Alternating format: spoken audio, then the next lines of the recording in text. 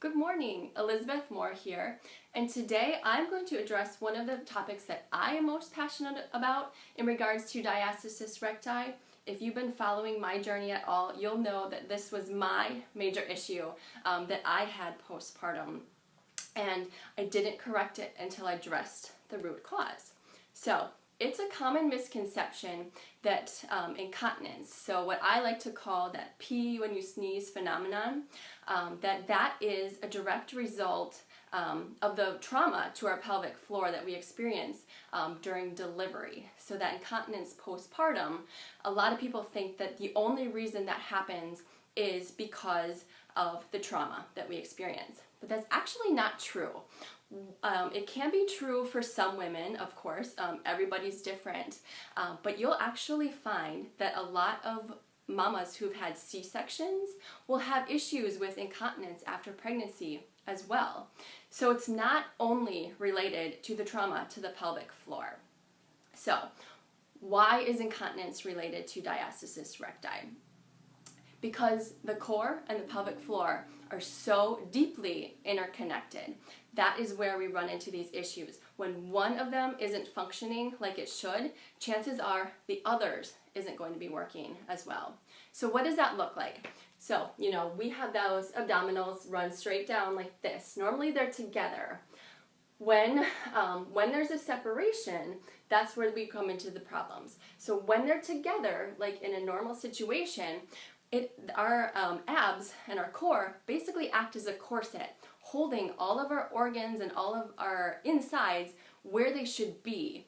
When there is that separation, so either straight down the middle or like this, any way there's a separation, that core, that corset that supports our internal organs is no longer functioning like it should. So when we've got that separation, what happens then is our organs settle down into our lower abdomen and onto our pelvic floor as well, just in a regular situation with the pull of gravity.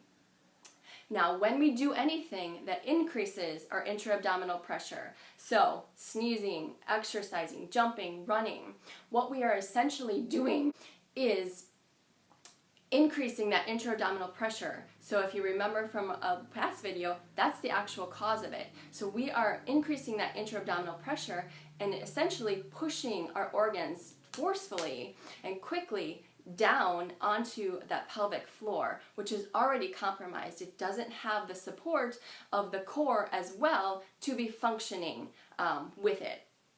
So when that happens, that's when we get that incontinence. So we don't want to be forcefully pushing our organs anywhere to begin with, but especially down onto our pelvic floor, and then once they hit that bottom, then they also go out through the compromised structures of that separation anyways that we are trying to heal either way. So that is often why, we say Kegels after pregnancy to address that incontinence issue. Well, a lot of times that isn't enough. And the reason why is because we're not actually addressing the root cause. And the root cause is that separation and that disconnect between the core and the pelvic floor, and they are no longer working together. So that's why it's important to address the separation as well when we are talking about that pee when you sneeze phenomenon that I love to refer to it as. We got to address those together. So the Kegels themselves are great, but we got to do that in conjunction with closing the gap as well. So thank you so much for tuning in. I hope these tips are helpful for you.